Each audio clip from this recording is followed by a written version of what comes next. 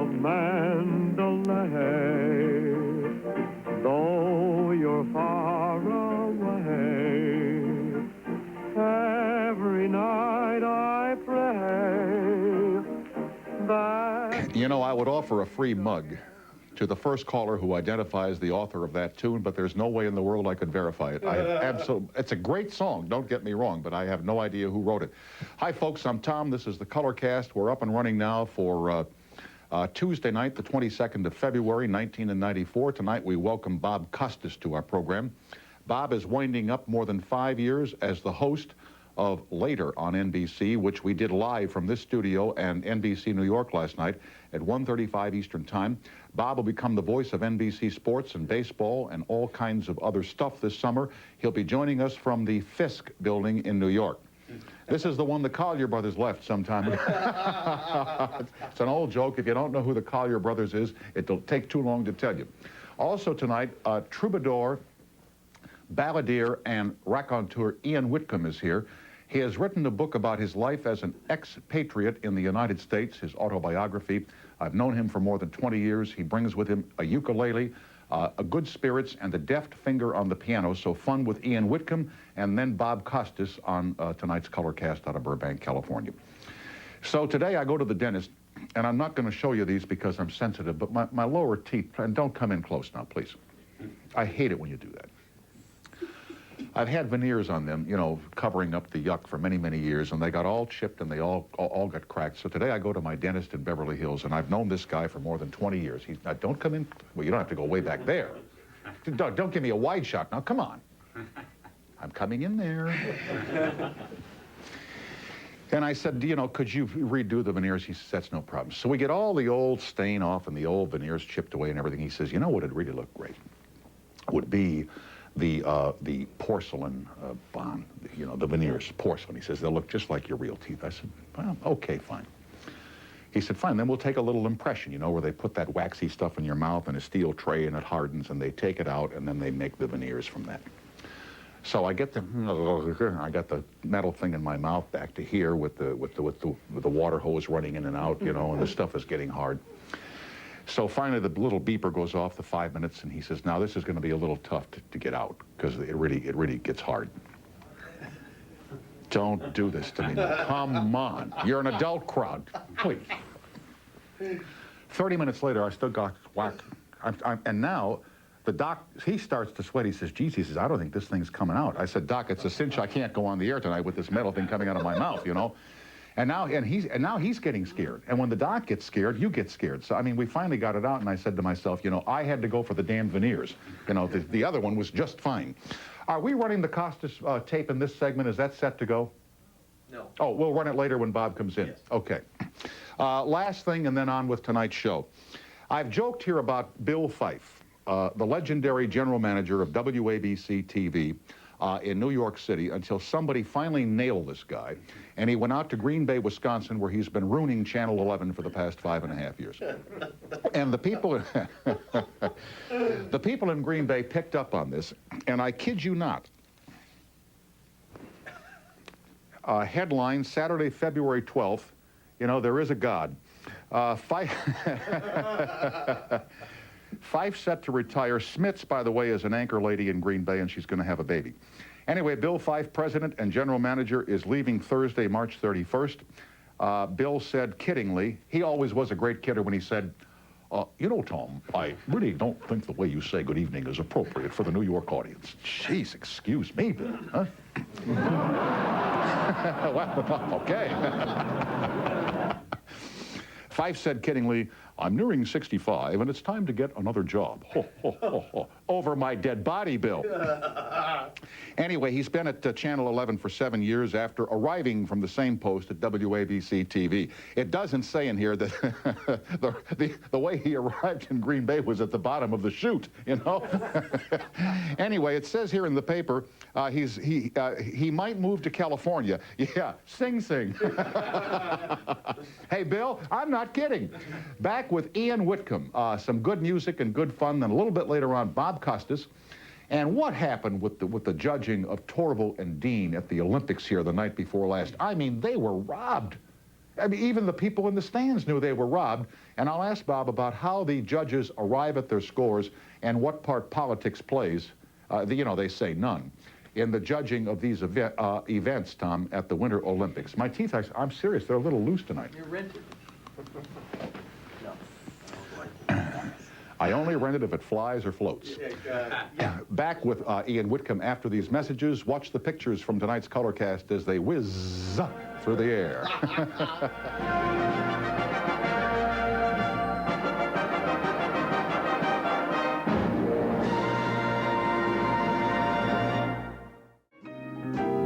We are back and joined shortly by Mr. Bob Costas of NBC Television, who less than 24 hours ago, about 22 hours ago, appeared live on the NBC television network at 1:35 a.m. Eastern Time for the first time in more than 5 years of hosting the later show on the big time network across the street. So we were on with Bob last night in the wee small hours of the morning, and his producers thought so much of what was happening back at 30 Rock and Studio 8H that they gave Bob a little coaching from off stage. Here's a little bit of the videotape. This is an historic moment. That's what they're telling me. They're holding up a card. Give me that. Give me that. They think that I'll forget to tell you that this is an historic moment. Kind of an indication of the decline of American culture, that going live on a dinky little show at 1:35 ranks as an historic moment. If you ask me, it's not quite as significant as a brazen bandit knocking over Merv Griffin's casino, but they think here it's an historic moment. Bob kind of dumping on his own show. Bob joins us tonight from the CNBC studios in Midtown Manhattan. Bob, did you want to give us a little tour of the of the old studio back there? Yeah, shall I take care of that? I wonder if Victor can get a wide shot here. There wasn't time, really, Tom, to get over to the plush and beautifully appointed studios in Fort Lee at CNBC. So this is the lovely skyline over here, Tom. And I may be disconnecting myself by trying to get up. Oh, wait. Bear with me, won't you? I'll just lift this little converter box up, Tom. Just a moment. I'll untangle it from the chair. Now we have freedom to walk around. Welcome to CNBC East. Come along for a tour, won't you? Reading material, in case the guest gets bored. Stay up to date on current events with February 2nd's paper. Nets beat Sonics by a point. I did not know that. Well, what's up here? I dare not pull it down. This is just beautiful. I didn't have time to get over to Fort Lee because, as you know, Tom, we just finished, literally just finished, putting the last touches on the final later program down the street at 30 Rock. So they scooted me over to some studio here, literally in a closet on West 57th Street, and I got here 2 minutes ago. So here we are. You're good to come over. I know you have a busy week going on, and for those who didn't get to see us earlier on later, yeah. You're leaving this program for what reason? There hasn't been a lot of press on why Costas is absenting himself from late-night television and going to sports exclusively. Well, kind of anticlimactic from my standpoint, because I told the folks at NBC and the people on the later staff, and they are just wonderful. Our producers, researchers, everybody involved, they did such a great job on that show, and they really elevated the work I did with the extra touches they added to it. I let them all know about a year ago, and it became public knowledge in the fall. Part of the reason was that I just wanted to concentrate on each bit of work I did as fully as I'm able. I felt at times, I'm not so sure if it showed on the air, I don't think it did, at least not that often, but I felt at times, I could tell, that I was spread a little bit too thin, and that was compromising, maybe not the work, but certainly my enjoyment of it. And, you know, we're all too lucky, it sounds corny, we're just too damn lucky to be involved in this kind of business, which beats having a real job, to ever feel as if, oh, gee, I got to get on the plane again, or why do I have to go do that? It should be fun 100% of the time, and that enjoyment quotient was going down for me a little bit because I was spread a bit too thin. And the other aspect of it is, as you know, I live in St. Louis, I commute to New York, right. 4-year-old daughter, 7-year-old son, and as much fun as broadcasting is, I just can't in any way rationalize spending as much time away from my children as this would require. If I were single or married without kids, I could probably take on a larger workload, but yeah, different story now. But you had a good time last night, didn't you? Yeah, I sure did. Isn't it good, huh? Yeah, yeah. You got to do a little monologue? You were great, Tom. You were great. Hey, you got to do a little monologue, hold up the newspaper. It's great, I'll tell you. Let me ask you about some sports stories. I mentioned this to you last night, and there are many people today who simply cannot comprehend the differentiation and appreciation of the skating that Torville and Dean turned in last night, the appreciation of the fans and the apparent lack of appreciation of the judges. How can there be this great disparity? Well, of course, there's always a political aspect to Olympic judging in the subjective sports, gymnastics, diving, skating. That could be part of it. Another part could be that the judges are more sophisticated than the average viewer or fan in the arena. After all, Torville and Dean are very popular, very well known, so there might be a sentimental element involved that seems to lift their performance in the eyes of those rooting for them. But I'm no figure skating expert myself. I know that a lot of people felt that they got jobbed last night. Yep, including, by the way, the CBS commentators. I don't know how much coverage you've had a chance to watch with your work schedule, but I think CBS is doing an outstanding job of covering these games. Well, the ratings certainly support that. You can't argue with the ratings. These are through the roof. Yes, they are. Records for a Winter Olympics, and I think it's possible that when Harding and Kerrigan skate beginning tomorrow, they might get a higher rating in those hours than any sports event of any kind has ever gotten, with the exception of Super Bowls and maybe the 7th game of some World Series. Well, they say that the ratings may even exceed that. They really don't know how pervasive the interest is in the extracurricular activities that might take place off the ice tomorrow night. So they could get an enormous... The other thing that CBS has done, which I think is wise, is to send guys like Ed Bradley and Charles Kuralt and others over there from the news department to do some sidebar stuff as it relates to Lillehammer and past Olympics. I think they're doing marvelous work. You know, the philosophy has always been, dating back to ABC and including NBC in Barcelona last summer, that the Olympics can't be covered, shouldn't be covered, as a pure nuts and bolts sports event. The people who are fans of those specific sports and are knowledgeable about them are going to be there, but you need to try to broaden the audience. Hopefully you do it without compromising the important journalistic coverage. You don't get too mushy, and sometimes I guess the coverage can veer in that direction, but you do have to try to broaden it out to make it as accessible as possible to a wide audience. That is always going to get you criticized. And I think that it's especially true in the Winter Games because there's simply more events, and more events that people are knowledgeable about in the Summer Olympics, watching back at home in the United States. In the Winter Olympics, you're going to do a lot of sidebar stuff because how much luge can you possibly show? Right, exactly. Now, let me ask you here about the judging panel. Watching the skating last night, I did not see a judge from the USA. I don't think we judged skating this year. Do you know how they select which countries get to be judges? I wish I could tell you, but I can't. You've come to the right place for in-depth knowledge, Tom. Beats me, pal. No wonder this guy's leaving late night. He doesn't know. That's right. I'm so busy, I don't have time to learn essential information. This I know you know the answer to. Yep. What's going to happen to baseball with realignment this summer? How will it change the way television covers baseball, and how will it affect the playoff picture in October? Well, the way television covers baseball has been changed in any case because the old Game of the Week, which had been diluted on CBS, it wasn't an every week thing, now is completely gone. No more Saturday afternoon baseball. No more Vin Scully and Joe Garagiola, or Bob Costas and Tony Kubek, or Kurt Gowdy and Days Gone By, Dizzy Dean and Pee Wee Reese.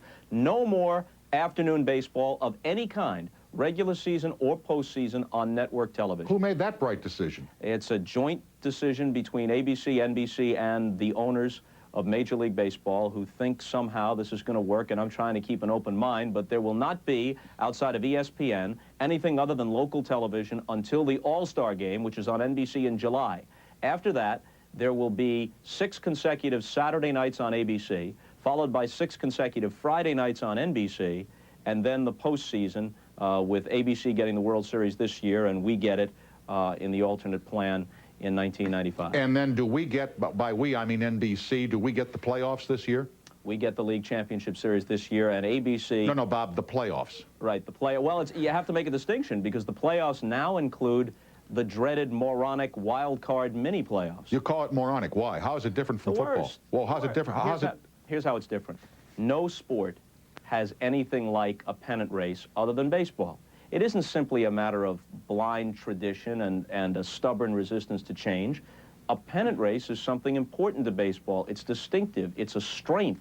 It's something they should embrace, not run away from. Other sports have nothing comparable to it. You can't play 162 games and have a 4-team division, and that's the case in the American League West and National League West, play 162 games to decide the champion of a 4-team division, and then let wild card teams in? I mean, it just turns the whole idea of what a pennant race is on its ear. Not only from the standpoint of competitive integrity, that's bad enough, but from the standpoint of excitement and drama. I got to stop you for a commercial. No, I don't want to stop. stop. With Costas.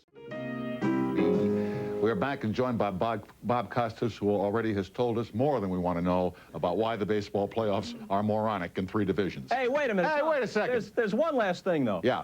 How can you have any drama? Forget about competitive integrity. Forget about playing less than a quarter of your games in your own division, which will be the case in the Western divisions, and then saying it's a pennant race.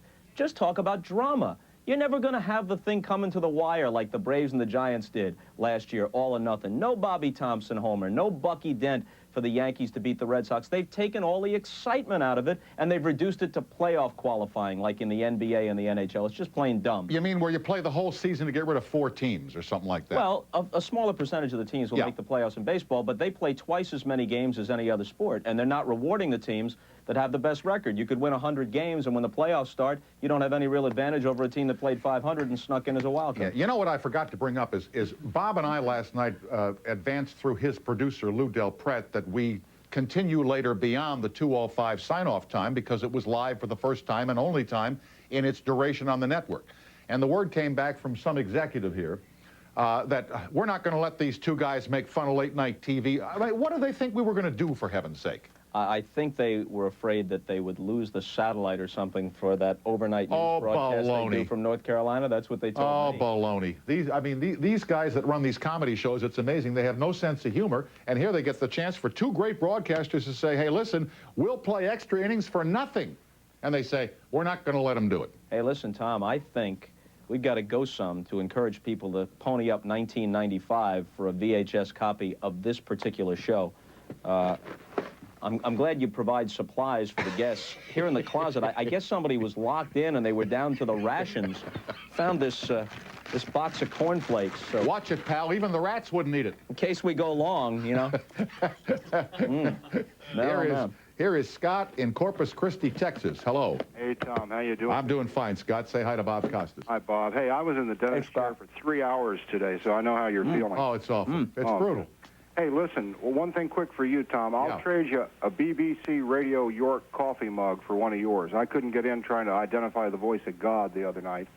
Heston, Moses, whatever his name was. What kind of a mug is it again? It came from BBC Radio York, one of their stations. You got it. Leave your name and address with the people when we finish talking, and you'll get the mug. For Bob, if they hadn't blown all that money on your set, they could have bought more games this season. Hey, they saved a lot of money when they let Letterman walk. You had to bring that up, didn't you, huh? Well, this is something different, but about Babe Ruth's legendary shot in 1932. Right. I saw this in TV Guide, and I figured now's the opportune time to say it. He was pointing at a hot dog vendor. He was ordering dogs for after his turn at bat. How do you know this, Scott? It came to me in a dream. I don't know.